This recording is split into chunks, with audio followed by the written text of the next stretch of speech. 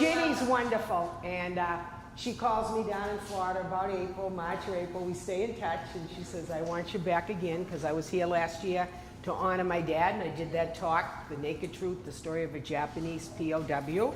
In fact, if you look, this is the symbol, and it says I am a daughter of a Japanese POW, and that is the symbol of the battling bastards of Bataan and Corregidor. And just an aside, this has nothing to do with D-Day, but there is a 99-year-old survivor alive in New Mexico, and it was on 60 Minutes, and it was on YouTube, and I actually spoke to the reporter that interviewed him, and they reenact every year in White Sands, New Mexico, the Bataan Death March. And the reason they do, all 4 units of the National Guard were activated in New Mexico. And if you know anything about age, the National Guard were older. Some were 20, 30, and 40. And the tropical heat in the march just took a toll on them. So they took the heaviest casualties in the death march, and that's why they honor them. And this 99-year-old walked 8 miles.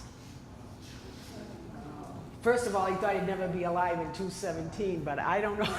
I'm in pretty good shape. I don't know if I could do 8 miles in the desert, but he's one tough old bird, isn't he? God love him. There's less than 50 survivors left in the country, so it was nice that they honored him and they put him on 60 Minutes. And if you Google YouTube, you can see him. If you're into Googling, maybe you aren't into Googling. If you can, I would like to start today, we've got Lance, with a pledge to the allegiance, because today is Flag Day, and so many of our men died. My father had to bow to the rising sun for 3.5 years, and our Marines on Iwo Jima and Mount Suribachi fought 3 days to get our flag up there. So let's honor all those men and women and start with the Pledge of Allegiance. I love the Pledge of Allegiance. Okay. I pledge allegiance to the flag of the United States of America and to the republic for which it stands, one nation, under God, indivisible, with liberty and justice for all. Okay. Doesn't that feel good? Joe used to bow every day to the rising sun, but he called it the rising asshole, okay? So kept him laughing as a POW. You gotta laugh, right? You gotta laugh, I'm telling the truth. Well, thank you for coming today. And I'm going to tell you how I got into, I'm a historian anyway, and I'm very blessed to do a lot of talks. I live primarily in Florida in the Clearwater area. But when I was 22, which was a lot of years ago, I was born in 49, I'm a baby boomer, along with Fred Knowles, right? We're the boomers that came after the war. I was fortunate enough on my honeymoon to go to Europe. And I was fascinated with Patton and Eisenhower. And I traveled around. Didn't have, well, not much to do at that point. I wasn't going to teach till September, and I was married in June. So I traveled around and to many of the big war sites and visited them. And I was 22 years old, and I can still feel the goosebumps, and I came upon that cemetery. Thousands and thousands of white crosses lined up, you know, just unbelievable. And it took over my soul and spirit. And then I started to walk among and read. Some of them were 17, 18, 19 years old, and here I was, 22. So from that point on, I made it part of my mission to learn about D-Day and to spread the information. Now, some of you here, you don't have to say your age, you were alive. Were any of you in D-Day? No, no? Okay. There'd be a good age. I know we have a gentleman in town, Bootsy Shenard. And Bootsy, love Bootsy, he's 94, still going. Bootsy, I love Bootsy. I've known him for a million years. He went on D-Day after to clean up. And I'm going to tell a little bit about that story. I also want to honor Arthur Ober today, who isn't here, a good friend of Jimmy's and Hank Vaillancourt. He came. I met over 100 Japanese POWs, and we used to go to Hanscom Air Base and honor them and have a meal. We took many of their original stories, and Arthur was kind of my mentor with realizing that when these stories are gone, they are gone. And that is my mission. And somehow the younger ones are more interested in, you know, a lot of stuff other than history. So it's important to keep it going. It's important to document it. So I've done my homework for you today. I've been reading, I've been researching, and I'd love a point in the end because I'm sure some of you can always add something. But I'm going to tell you a little blessing I had. My last talk was in Trinity, Florida, a beautiful little place just up above. Trinity is a cute little town. Just above, I'm having one of those senior moments. It's in northern Pinellas, Pasco County, just up above Tarpon Springs, where all the Greeks live in. Yeah, just in that area. So I walk in a beautiful new assisted living. And by the way, I'm always looking for opportunities to speak. And the girl that hired me rolls out and she said, I've got a treat for you. I have a 94-year-old Vinny, and he's a Medal of Honor winner from D-Day. Wow. Unfortunately, he had about 25% hearing, so I couldn't get everything out of him, but I did get some of the stuff out of him. So she rolls him out, and picture this. You're 17 years old, and you've got to go on this beach, and Omaha Beach was living hell. And we're going to talk about that in the talk, because some of the other beaches weren't as fortified, and the air assaults and that had cleaned out some of the Germans in the pillbox and that. But Omaha they were up there, just like, you know, shooting ducks, okay? So I said to him, Vinny, were you scared out of your mind? Right? I want to hear firsthand. I don't know how you could get out of those landings. And he said, I was 17, I was crazy. He said, I turned around and the 3 men behind me took machine gun. Because when the door went down in the landing crafts, they had Germans lined up, right, to aim right at the guys. And he said, the 3 behind me went down, boom, boom, boom. And I said, I'm 17 years old, I can survive anything. He was stupid, actually, because the odds were against you. But he did it. And he survived it. He went on. He couldn't really tell me the whole reason he got the Medal of Honor because of the hearing. It was so hard. But then he went on to another delightful battle, the Battle of the Bulge. So he had quite a career. And on his desk in his room, he had a vial of the sand from D-Day. Yeah. So going out to these assisted livings is gems, because you never know who you're going to find in there. I also worked in a wonderful museum in Florida called the Armed Forces Military Museum, which sadly they closed in March. I was the only woman docent in 10 years. Somehow men think women don't know about war or care about war. But anyway, I passed the test. And I got to, we had a gentleman there called Lieutenant William Schroeder, and I want to tell you his story. And I believe now the museum closed and the Smithsonian bought a lot of it. But William Schroeder was this big guy. Did you ever go to that museum? Because he's got... We went to the museum. Yeah, and he had size 15 shoes. And in those days, people were tiny, because when you go in the museums and you see the size of the uniforms and all that, people were small. They didn't have, all right? So Schroeder was very good friends with Brigadier General Teddy Roosevelt. And I'm going to talk about him, because he was on D-Day. He was 57 at this age. He had been in World War I, so he was a good age. So Schroeder has a briefing the night before, and he says, he's told by the commanders that you're going to lose on Omaha probably 50, 60% of the men. Imagine that. Imagine hearing that as a commander. So he said, well, you know what? If that's going to happen, I'm going out first. I'm going to get out of the landing craft first. So in this museum, we had these size 15 boots. He used to come. I think he passed away not too long ago, like 214, 215. And you have his boots. And what Schroeder told his men, this is when they made men, he said, if we're going to have, it's going to be a rough day. Probably half of us are not going to come back, or maybe even more. So he said, I'm going to go out first. He said, and that's unusual because usually the lieutenant, he said, I'm going to go out first. So he landed, he made it through. He had his eardrums broken, but he didn't take any shots. And at the 70th anniversary, he was quite the guy, of D-Day, the French brought him back. I think Arthur went to the 70th. Yes, he did.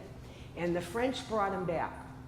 And I have this picture in my home in Florida because it was on the front cover of a military magazine. I'm not sure which one. But Schroeder is welcomed by the President of France. They play the Star-Spangled Banner, and he comes, gives them the typical French kiss, right, Monsieur Vaillancourt, on both sides.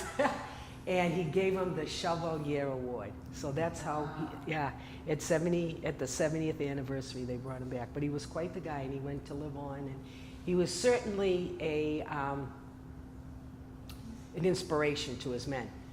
We're going to take that handout in a minute. But Teddy Roosevelt. So Schroeder landed on Omaha. Does anybody remember where Roosevelt landed, Brigadier General? He landed on Utah. And there was a little mistake. He was actually off a distance, probably would be equal to about half a mile. But that made it easier because the Germans were stationed figuring they were going to land there, and somehow the tides pushed them over. And he stayed on the battle out there all day on it. And he was 57. He was pretty frail at that time. He had really got worn out by World War I.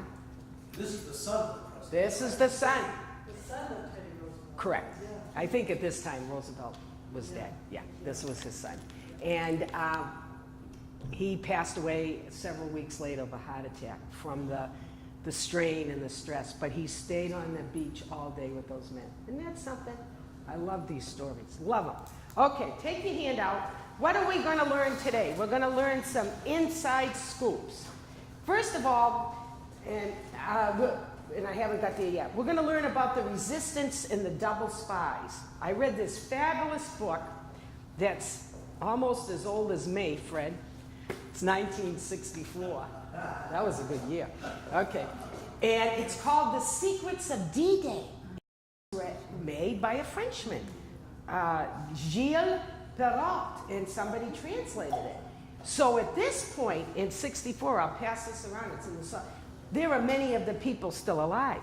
So in this book, everything is first-hand interviews from the spies and the resistance, and you're going to find out today some of the amazing stories of the resistance, okay?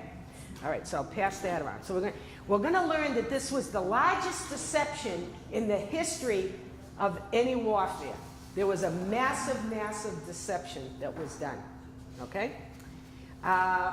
We're going to find the inside scoop on why the Germans were not fully prepared. Thank you, God. Because if they had, who knows what Europe would be today, right? Thanks to Arthur, poor Arthur. He's still here. He's not on Ellen Drive doing something. He gave me two true stories from D-Day. He had a cousin in Beverly who won 3 Silver Stars, and then Arthur used to work at the Salisbury elderly, and the housing, the veterans, and he met a gentleman there that was on D-Day.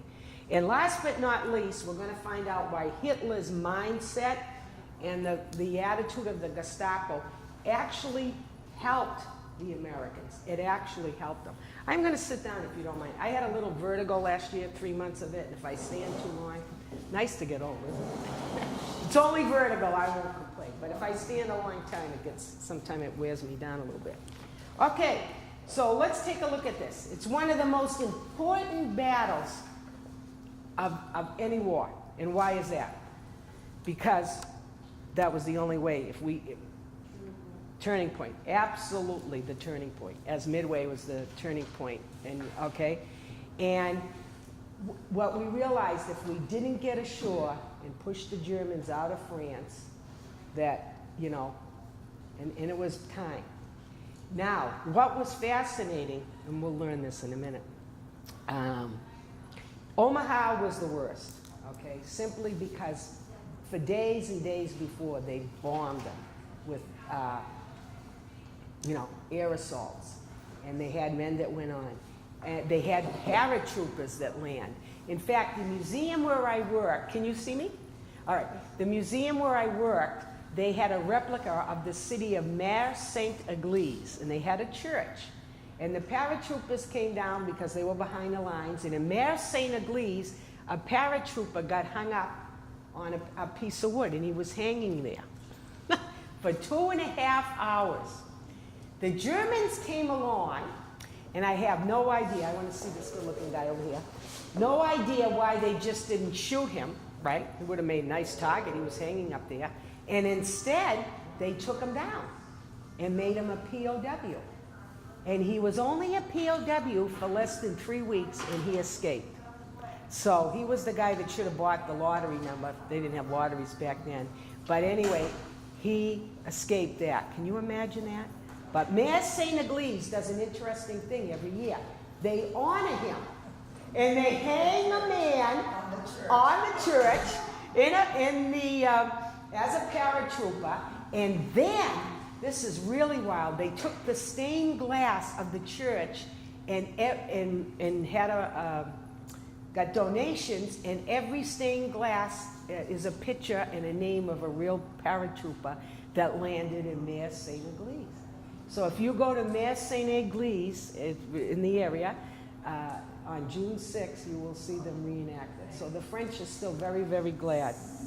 Okay. So I mentioned William Schroeder, but let's go back to that first paragraph. So after a few days, they estimate 10,000 people were dead. Isn't that sad? And the only reason they estimate they were missing in action, some guys drowned. You know, you have to picture, and I've read everything about this, coming out. You came out of those landings, the water was probably, I'm a Floridian, I'm so spoiled, but this was the English Channel. So the water was probably 50. They had a bad storm the other day. It was rough. Many of the men had been sick coming over on June 5th. And they had heavy packs, 40, 50-pound packs. And Arthur told me, he's even more of a historian than me, and he has a few more years on me, that some of them didn't know how to swim. I think now it's a requisite when you're in the military that you know how to swim. Back then, they just were taken, especially in 44 and 45, they were so desperate to get people in. You know, they speeded up trainings. They would go into many high schools and ask the principal to give the diploma early so they could get these men out because, you know, we were pretty much suffering for bodies at that point. Yep. All right. Now, why were the Germans not as strong as they should be at that point? Rommel was actually on leave of absence, kind of like a mini vacation. Can you believe this? Well, that's what he called it. And he was the commander. He was like the Eisenhower, our Eisenhower. And he was with his wife back in Berlin celebrating her birthday. So the Germans did not have their main leader when you really get into some of these original stories, they're amazing, from the resistance and everything. They were confused. The Germans were confused, you know, when they didn't have the leader. Okay, but Rommel, and I'm going to get to that in a moment, was so convinced that it was not going to happen on June 6th, and it was not going to happen in Normandy, and we'll talk about that deception. Now, the other reason the Germans weren't that prepared, the average age of a gunner was 45 to 50 at this point. Can you imagine that? Now that seems young to all of us in this room.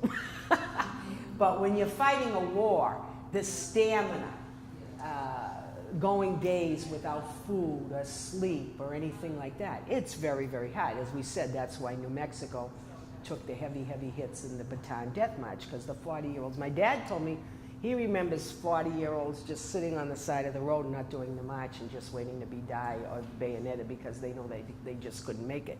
So they were 45 years old. This absolutely amazed me. He was going into schools, high schools, prep schools, all of that, and getting 14 and 15-year-old kids. And they were not seasoned. They have been taught to play with guns, and I've seen pictures of them in the schools with torpedoes and that at 9 and 10 years old. But still, you all have grandchildren in here. You think of what a 14 or 15, you know, they're not savvy, and certainly they could have a lot of emotions. It said they used to see them between breaks playing games that kids play, because they were still kids. So he had a very unexperienced, either old or young. He didn't have the best, okay? He had the best at Pas de Calais.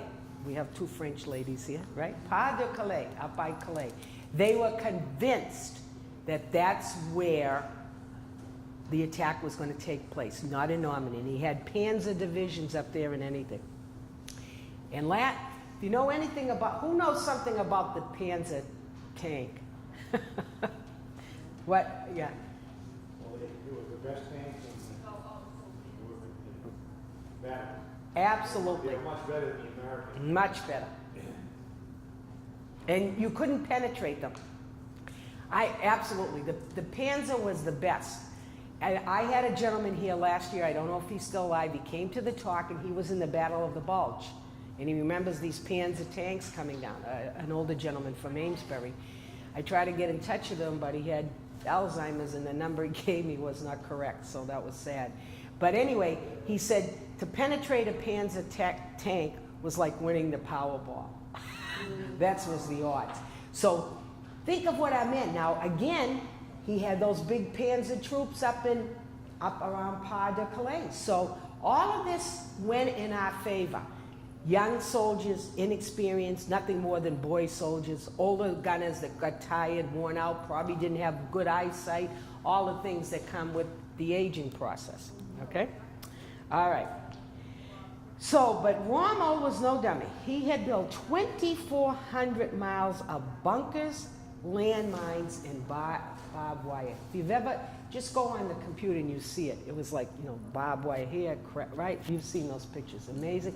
So it's bad enough you have to land. You got the pillboxes, the Germans shooting down on you. I worked in a nursing home in Florida, and I had a 94-year-old. He was a character, and he was a bombardier. And they used to sit below, and he would shoot, and he said, I'd say, I'm going to get 3 extra donuts for all those Germans. And he kept flying over, looking at the pillboxes, Amazing. You know, when you hear these real life stories, these actual people that have been there, it's just phenomenal. The courage they had, the heroism, just amazes me, you know. There's that guy Vinny running on the beach and said, oh, well, I'm going to live, I'm 17, and the beach is loaded with bodies and people are falling down. They're unbelievable, aren't they? They were something. And they didn't have Google or smartphones. All right. So Eisenhower called this Operation Overload. That's Overlord, I'm sorry. It wasn't overload of people. Overlord. And what they realized, and I taught a class down in Rhode Island last week in URI, and I learned something down there. He realized he needed a deception, a big deception, okay? Because Hitler, we'll get into it in a minute, we all know he was a psychotic, but beyond psychosis. He believed rumors. And we're going to see in a few minutes the role of the spies and the beautiful ladies, okay? And Eisenhower was very sharp. He used these resistance people. He used the double spies, and the double agents, excuse me, and he used the beautiful women to completely fool the Fuhrer. So the Fuhrer believed wholeheartedly that it was Pas de Calais. Now, you have to understand the Fuhrer. When the Fuhrer believed something, the Fuhrer was right. So his men would tell him different things, and he would not believe it. In fact, he would get so angry with them that they would make up false intelligence and false reports to go along with him. So that was in our favor. In other words, he would get so crazy, they'd say, well, we better go back to the office and substantiate what he's saying. And they would go back and make these false reports. So we're going to find out in this talk about some of the spies and what they did. All right? Now, it was a very elaborate deception. They even had fake equipment. Do you know what they had? They had rubber decoys. And do you know where they were made? I worked in Rhode Island last week, and they had a front page story on the Providence Journal. They were made at U.S. Rubber in Pawtucket, Rhode Island. And the reason, it was a front page story. I was training clerks, and someone brought the paper in for me. And the reason they chose that, for two reasons. Why did they choose Rhode Island? Because Patton's son was here in Massachusetts, and he got from his dad all the drawings and outlays of the way that the equipment should look, the tanks and all that. So Rhode Island was close by. But also there was a very, very, very wealthy man called Alton Jones, who was a close friend of Dwight Eisenhower. And he owned 2,300 acres of land on Rhode Island, where he and Dwight used to go fishing and hunting and all that. So, and he was the arms dealer for World War II. So I put all these little pieces together, and that's how Rhode Island. But they made these decoys. So all that equipment, as the Germans were with reconnaissance and that and flying over, it was all rubber, made at U.S. Rubber. How do you like that? Amazing, huh? Isn't that something? I loved it. But they believed it. They believed it. And of course, the double agents were great. They were putting this stuff out on the radio and everything, you know. They even did crossword puzzles. I read in that book where crossword puzzles were a way to transmit information in the resistance. Can you imagine that? And they had the 3 examples, and it mentioned pas de coller. So again, that substantiated it. So the deception went on for a year, all right, for a year. Any questions so far? Fascinating, huh? If they hadn't had the deception, I think that Hitler, well, first of all, Rommel wouldn't have been having a birthday party with his wife in Berlin. And Hitler was not paying attention. In fact, he got up that morning, and the day before had been terrible weather. It had been postponed from June 5th, right, to June 6th. And he got up and said, oh, they won't do anything today. So it began at 6:30 a.m. in the morning. And the heroes landed on the beach. And the first people coming out were pretty much sitting ducks, okay? So the casualties were in the thousands. And sadly, some men never made it out of the landing craft. The Germans would wait for the door to go down and aim, okay? And also the heavy wet packs, correct? Very hard to swim. And I guess, and Arthur substantiated this, I think now it is required to know how to swim, but back then it wasn't. And perhaps towards the end of the war, they were just so desperate to have bodies, you know. Things got, yeah. Okay? Now, it always amazes me that as many of these men knew that as soon as they got out of the water, they were facing 200 yards of tidal flats, water, backpacks, guns shooting at them, bodies, all right? So I think today, from our heart, we have to really honor these people because it is an amazing act of courage, one of the highest ranks of courage I would ever say. Wouldn't you? It just is amazing. And I hope I get, I did a talk last year for an honor society in Florida, actually from the area about where you lived, up that way. And they're high school seniors, similar to national honor, but it's national historical honor. And they have to have, this is great, Wayne, because listen, you ask kids who fought in World War II, and they did this on Waters World, and one, it wasn't a kid, it was an adult, about 30, he said the Koreans, and the other guy said the Chinese. So they don't even know who we fought in World War II. So it's important that they have these honor societies, but I'd like to talk to these honor societies. They have an inception where they give them you know, awards and that, and they dress whatever area they're interested in, whether it's revolutionary, world war, they dress in period costume. So the state of Florida is really trying to beef up the history level, and they're establishing these national historic societies, which I think is wonderful, wonderful. So there are kids interested in history. All right. Now, this book was amazing. You ever want to find out how important the French resistance was? They were the best, okay? And I'm French-Canadian, you're French-Canadian, you're French-Canadian. French like to talk, all right? So In fact, this is fascinating. I taught a class last week on the problem of workplace gossip and social media. It's a big problem. Oh yeah, big problem. And anybody know the etymology or where the word gossip comes from? Wayne will love this. Gossip comes from our first president, George Washington. And he used to tell the men, the militia and the Minutemen, go and sip. Go sip. So they would go to the taverns with the tankards and the rum and the grog and sip and sit next to the British and listen. There's Arthur. I just gave you kudos, Arthur. Welcome, welcome. We'll talk about you a little bit down the road. So anyway, if anybody ever asks you where the word gossip comes from, it comes from people trained by George Washington to go in the taverns, go and sip. How do you like that for the etymology? Gossip.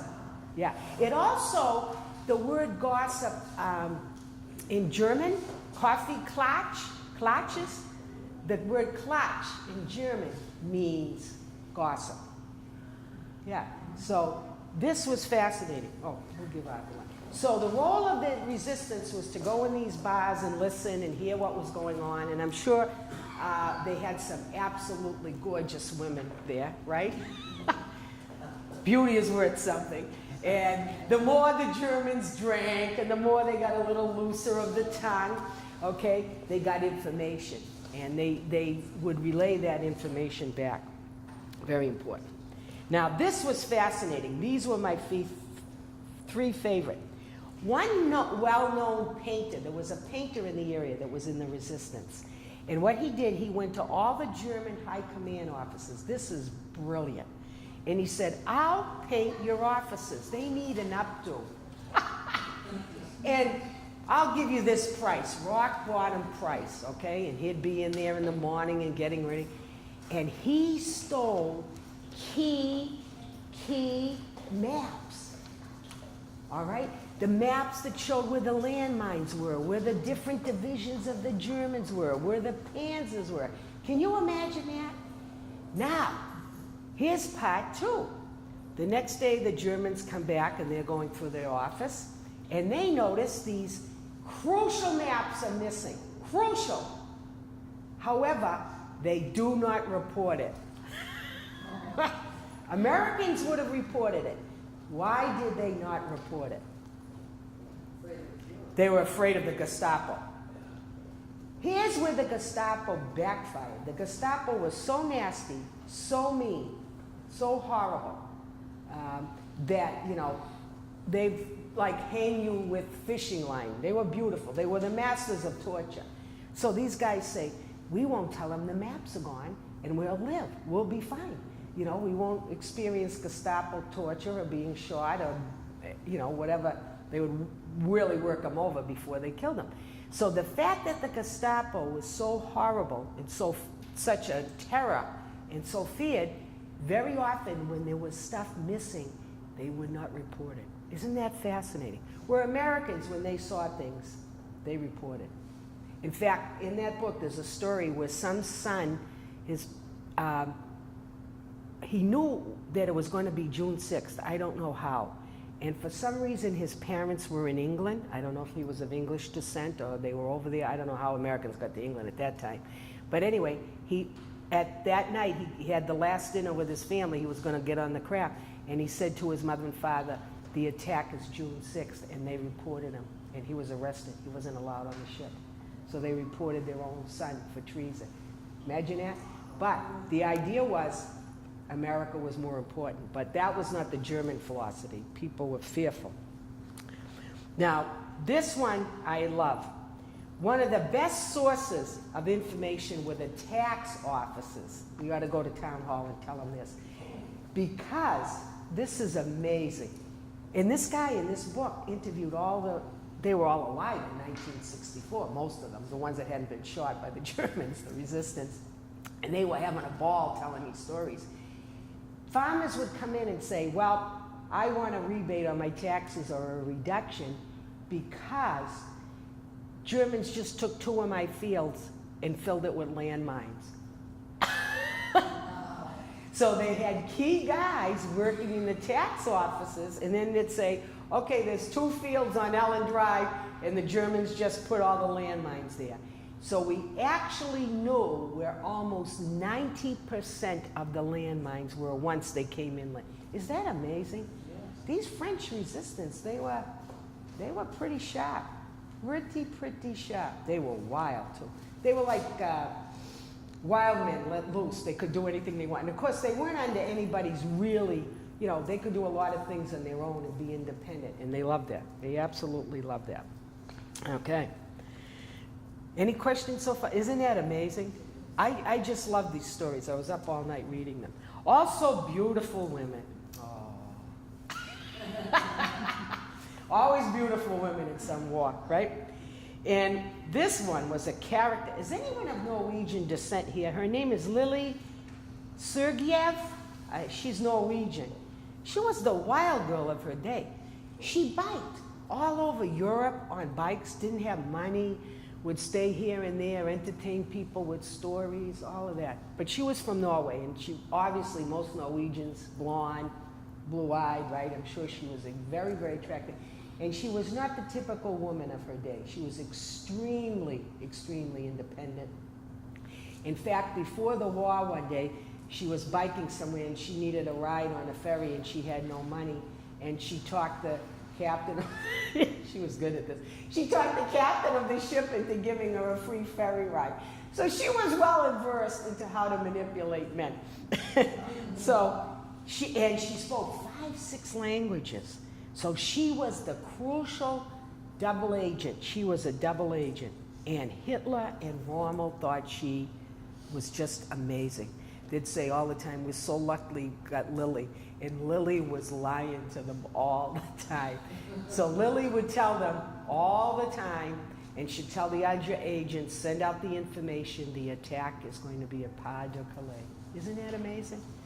So she never, by the way, she never volunteered to be a double agent. When they saw her ability, her attitude, her language, her independence, her beauty, because she was not French, she was Norwegian, they recruited her. And Rommel and Hitler just fell for it left and right. So she died. She came to America and told her story, but she had some kind of terminal disease and she only lasted a couple of years. It's too bad they didn't make a movie of her or get more information. But she did. She was brought to America and received quite a few awards. All right. So it was absolutely the largest air and amphibious battle in all history. And let's hope to God we never have another one of these, right? I don't know how wars are going to be fought. So, but by August, we had won most of the north, and we were going in. We were going in further and further, looking for Paris, the beautiful streets of Paris, all right? And can you imagine now, I was in Paris in 1972 for Bastille Day. I was. And in fact, I had to speak French, but I got kicked in the pants by a gendarme because they could tell I was speaking French Canadian. Someone said to me, "You're not a Frenchman, you're a French Canuck." I said, "Hey, same heritage, not to a Frenchman." So anyway, down comes this beautiful Citroën, and who gets out of it? De Gaulle. I saw De Gaulle. And he had more medals. I don't know how he stood up, because at that point he was a good age. And vive la France, vive la France. But there were a lot of Frenchmen around me. I was taking a quickie class at the Sorbonne, and they had come out with us, and they were giving us the history, and they said that's the way it was, you know, that day, coming down that road. And it must have been something, you know, everybody dancing, having a good time, drinking, making love, throwing stuff up in the air, right? All right. So let's go to the next page. Oh, I love this. I've seen a movie on her. There were hundreds and hundreds of reporters that went to D-Day. Imagine that. Who knows Martha Gellhorn? She was married to Ernest Hemingway. They were quite the pair. There's a movie out on them. I took it out of the Newburyport Library. But Martha was not your typical woman either. Neither was Ernest Hemingway. And back in 1944, they did not want a woman reporter on any of the ships, nor did they want her on the beach. So Martha, she was working. She wasn't going to let her husband be outdone. And she wanted to be one of the first women to ever report. You know, now they have women reporters in Syria and all that, who I think are nuts. I read a book, they blow them up and all that. But some people, that's their thing, right? To be right in the front lines. So she hid herself on a hospital ship. And the whole night before, she hid herself in the toilet. How somebody wasn't using that toilet, I don't know. But she was able to hide. Maybe there was a shower stall or something in there, okay? Then she was on the hospital ship, and she saw these first waves of wounded and casualties coming in. And she said, I've got to get down on the beach and take pictures. What a crazy lady, huh? Brave, brave, brave. So what she did, she disguised herself as a medic. There was uniforms there, and she dressed up as a man, and she actually went right down in the casualties and was in a ambulance. So she was a legend. You wonder where people get these guts. I guess they're just driven, you know. So, and she wrote many stories about it, and very famous. She didn't die all that long ago. She lived about 93. She lived a good old age, all right? So the importance of this battle was it was planning, which you don't realize there were 12 countries involved. All right, we had a big British, right? We had a big Canadian group. I have a lot of Canadians in Florida, and I've talked to some of them where their grandfathers or relatives or uncles were in there, too. The Canadians were in. We had the Russians. We had a lot of other people there. So all of that had to be, it was a year in the planning. It just didn't happen. And the sacrifice was evidence because thousands, has anybody besides me been, I know Arthur has. What did you say, Arthur, when you saw those cemeteries? It was overwhelming. It is overwhelming. And the morning I was there, the weather conditions were exactly the same as they were, the tide and everything else. Oh. The fog, the mist, so exactly the same as it was on the invasion. Yeah, it is. It's overwhelming because they're just so beautiful. And they're all, you realize the price of peace. It isn't free. It isn't free.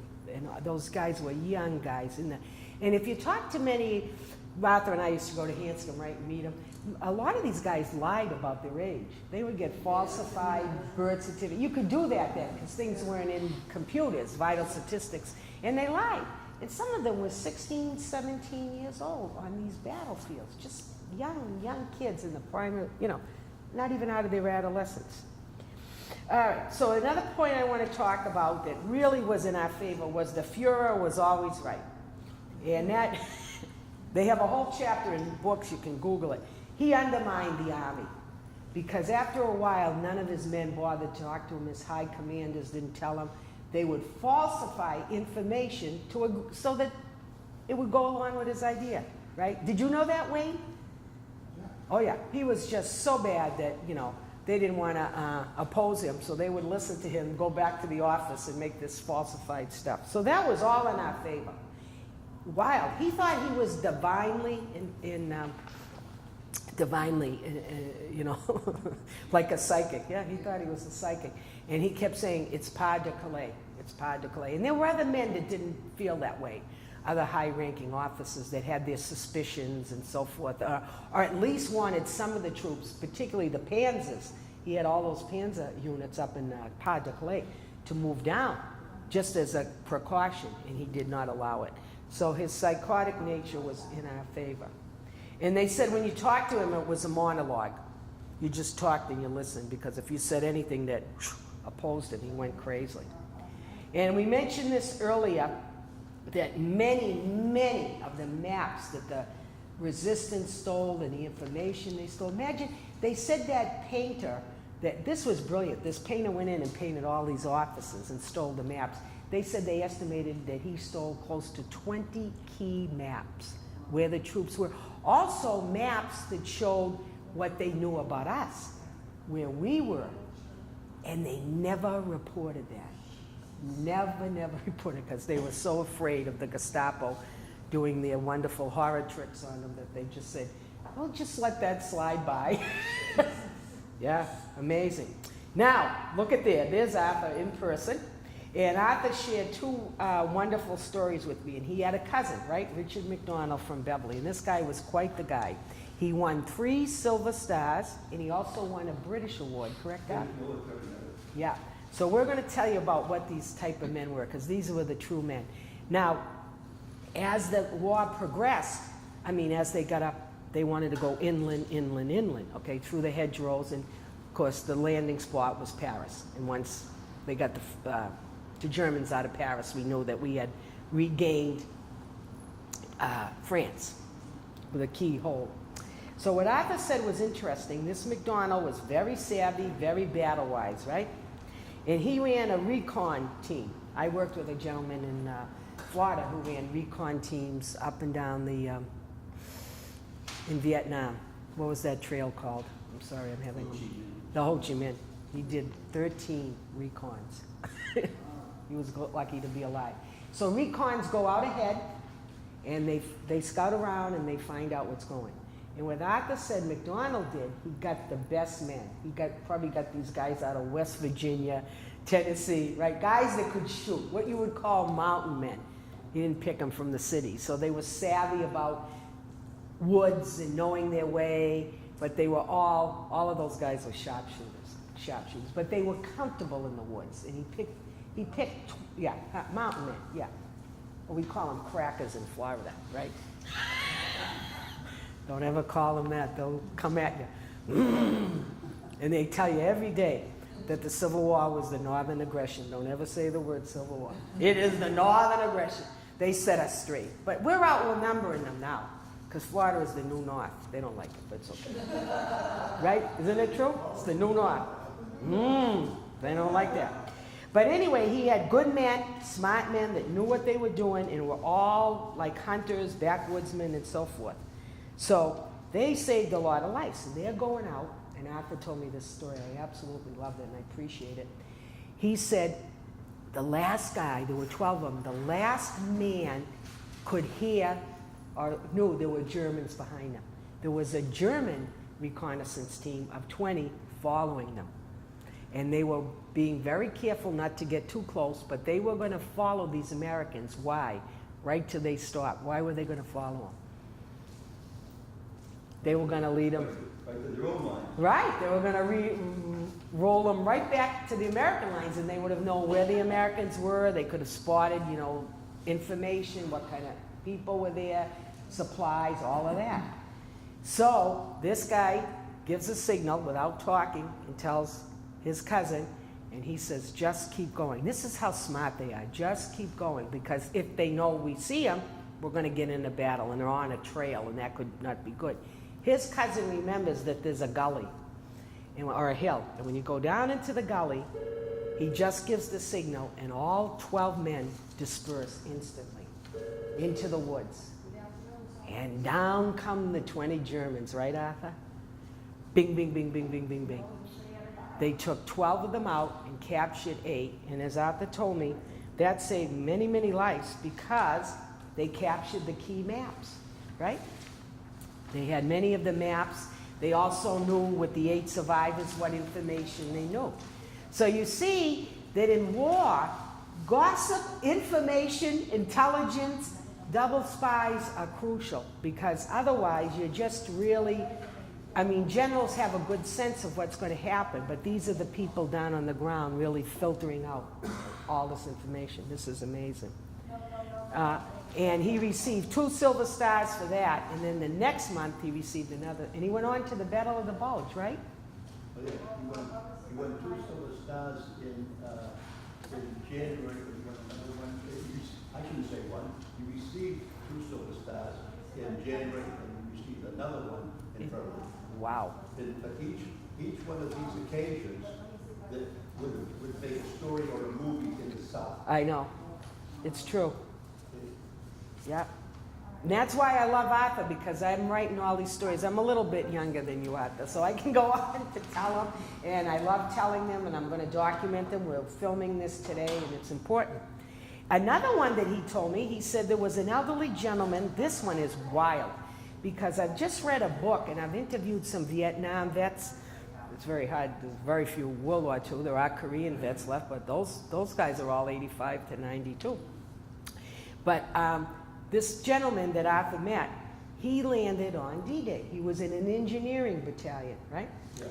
And his job, imagine this for a job, young kid, was to clear the beach, make a path, a roadway, because the equipment was coming off and they wanted this clear. What was happening as the landing equipment was coming on, they were running over bodies and some people were still alive.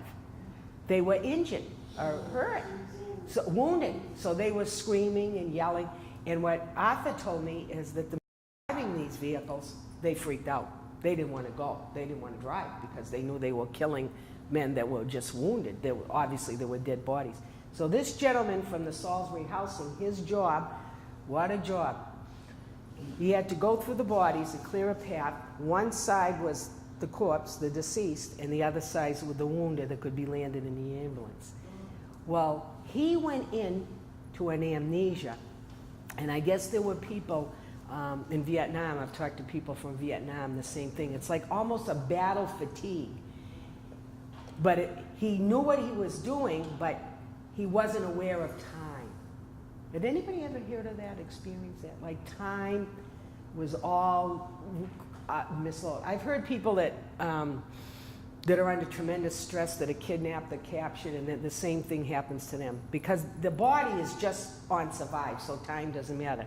So for days he clears this, and they're able to get this pathway open so that the vehicles can land, and he goes on. Then Arthur says, he tells him, he's 4 days later, he's in a village eating a lunch. He's inland now, he's off the beach, and he looks at himself, and he's filthy, right? And he's dirty, and he's got a big beard, and he says to the guys, where did we sleep last night? We were on the beach. They said that was 4 days ago. So he lost 4 days of that whole situation of what he had to do. But as Arthur and I said, that was a way that he survived. Perhaps if he really saw the intensity of death and injury and mortality, he might have just gone crazy or collapsed or just was overwhelmed. But he was capable of doing what he had to do because he almost went into an amnesia or almost an automatic pilot. Isn't that fascinating? So I tell this story today because, and I appreciate all of you being here because I think it's so important. I think that kind of heroism, courage, it's almost amazing. As I said, I met that Vinny and said, I just ran on the beach. The 3 guys behind me went down. They had bullets in their head, but I just ran on that beach and I just said, I'm going to make it. I go, oh my God. So they had a patriotism and a heroism and a courage that is certainly rare, and we honor them. Did you enjoy it? Good. Did anybody have any comments or anything? Yeah, Wayne. Yeah, the rubber tanks, Yeah. they stacked on the English shore opposite Pas-de-Calais. Right. So, and that's why Hitler wouldn't believe that. That's correct. Happening That's right. They had them, yeah, because they were constantly going over England looking as to where the equipment and the things were. So they had the rubber decoys over there and looked like they were going to Pas-de-Calais. So it was I don't think, has rubber decoys ever been used ever again? I've never heard. I think they didn't use it over in the Pacific, to my knowledge. They wouldn't have had the ability, I don't think, to get it over there anyway. But I did say, were you here, that they were made in Pawtucket, Rhode Island, at the U.S. Rubber. I found out last week. I was working in Rhode Island. And the reason they were made there was a very wealthy man named Alton Jones. He gave 2,300 acres to the University of Rhode Island, and he was the best friend of Eisenhower, and they used to hunt in that area. And also Patton's son would come down from Massachusetts and help them with the plans and the schismatics and the drawings so that they were replica. Also, this is the time that the Bureau had built fortifications. Yes. These huge fortifications pointed in the wrong direction. Right.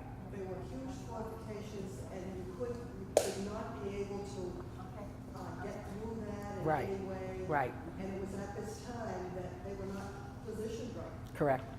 Yeah. So they never were used, and He- they never were used, and they couldn't be seen from the sky. 'cause they were Oh, deep down. oh. They said that you couldn't get any picture of them. Oh, You didn't- yeah. I mean, it was like, it was so clever in a way, Yeah, but he ended up there. yeah. He didn't, They were deceived, they were deceived. they were you know, deceived. at He that did time. not take advice, and that was Yeah. to our favor. And again, the Gestapo, which I never realized, the fear that they emanated actually stopped many of their men from being honest and loyal because, you know, they'd rather lie or ignore something than face the terror of the Gestapo. So you enjoyed it. Thank you very much, and thank you for this lovely gentleman filming me. Good job, Pat. Thank you. So women do know about war, right?